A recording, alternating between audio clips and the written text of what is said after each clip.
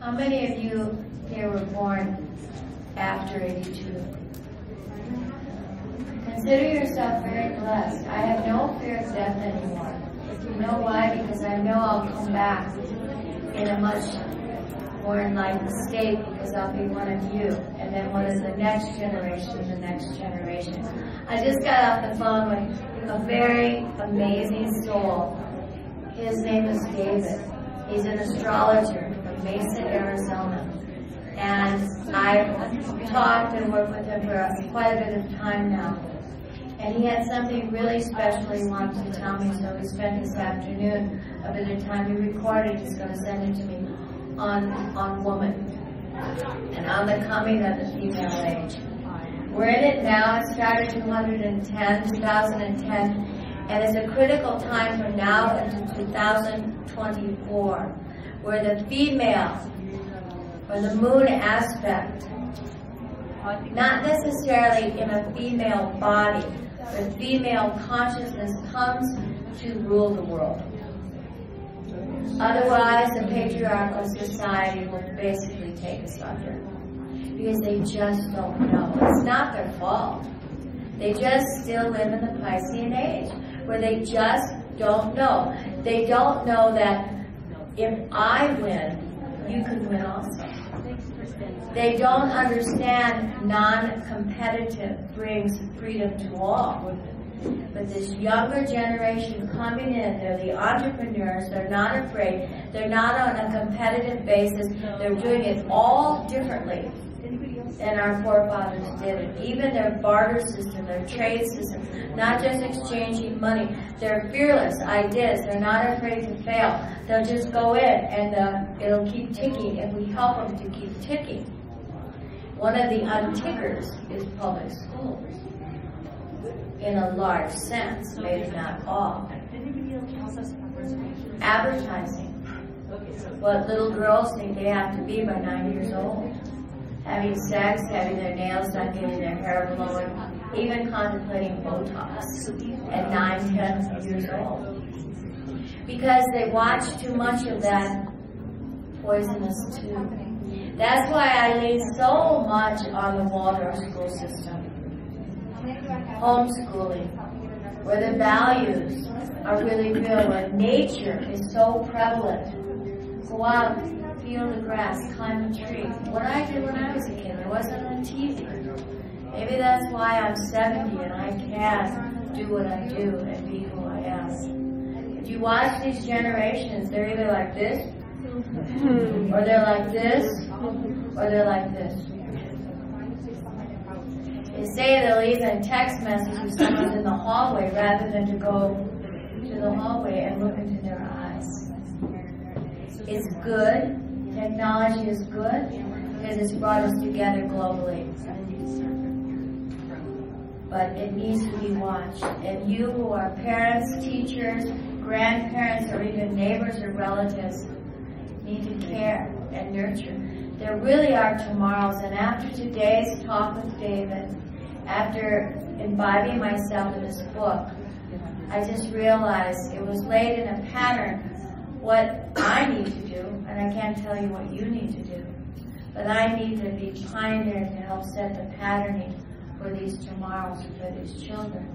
And being that today is abundance, and today is happiness, to find your place in this world, not in a cave in India, but in this world, where you can make a beautiful living. In fact, make a lot of money, as long as you're not taking from anyone else, and turn that money back to what needs to be done in this world. But if you don't do what your soul has brought you to earth to do, 3 words, you'll be miserable. Your soul will keep tugging on you until you live your truth and be your truth. And then you say, well, I was a lawyer for 20 years. Well, good, because that gave you the education, the insight, and the fortitude to take that energy and put it into something else that maybe is going to help the world. So the question is, are you creating the hymns of peace in the world in your career? And are you living your sati, your truth? And And if you can answer yes to both, then you're in the right place. And if you can't, you don't need to all of a sudden quit, run out, and go on welfare. No.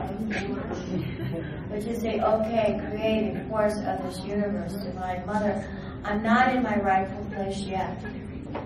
But if you lead me to it, I've got all the tools and all the desire to serve, to help, and to leave a remembrance on this earth that will build harmony, happiness, and abundance for all. And if that comes, and it will come soon because we're in the year 2013, then we're all in good shape. And then we'll interconnect with each other on different projects. You'll get an email or phone. We'll start, it's not my NGO and my NGO. It becomes a conglomeration of all this helping everywhere. And the link and connecting the dots. It's so exciting. It's so exciting right now. And it's really the young people. And in this book that I'm reading about these children, they're out starting more NGOs. They're helping more people than our parents and most of us have ever done or dreamt of doing. Because the idea is not me, me, me anymore. It's we. I love Wanderlust. I want to say one more word about Wanderlust. We've been to every conference about that we know of that exists. But this Wanderlust is something very magical, isn't it? I mean, what I was telling the producers is, I remember when Circus du Soleil came. The first Circus du Soleil, did anyone ever see them? When they drove a bus down from Canada to Santa Monica, they rented a round tent. Maybe it was 20 years ago when I lived in LA. I still live there, kind of, but not too much. They made their own costumes, and they performed, and they did every single thing, and it was so magical. It was unbelievable. It was a magic that still exists, but going up to this professional owned by Pepsi-Cola, but now taken back by the originators of Circus du Soleil, it's really that first one I'll never forget. I don't know most of you. I don't know how much money you make. I don't know your sexual preference. I don't know what kind of car you drive. If you have kids, if you wish you had kids, if you wish you didn't have kids, if you're married, if you're in the middle of a divorce, I don't know anything. But I love it. Because I know we're all sitting here with one common denominator, and that's the breath. And it's also another one, longing to belong. Longing to belong to each other. We found community. It doesn't have to have a status qualification. It isn't because your father was in it. It isn't a fraternity, a sorority. You're not taking over a corp. Nothing. It's just because we got a mat. We were unhappy. Someone said try yoga. We're here. Some of us are teachers, some of us are not. But we're all here. And it's kind of like a miracle, don't you think? When I started in 1970, this was unseen of, unheard of, uneven imagined. That congregations like this would gather in hotels and places all over the world. They were having conferences in Russia, in Italy, in Sweden, in France, in Germany, in every place, South America. There's the big Brazilian festival, and then there's this, and all over the United States and Canada. And it's all kinds of yogas uniting. It'd be like the olden days that the Catholics, the Jews, the Zoroastrians, the Muslims all came together and said, we are one. And that's who we all are. You're a part of something really big in history. Did you know that? You're bigger than your body and your Lululemon mat. You are so much bigger in what you're doing. And that if we collectively could know that, I think we would love ourselves more too. So let us dedicate this class to self-love, because that's what springboards abundance right there. Okay, shall we? I wish I could see your faces in the back, but maybe in a little bit we will. Okay, let's rub our hands together.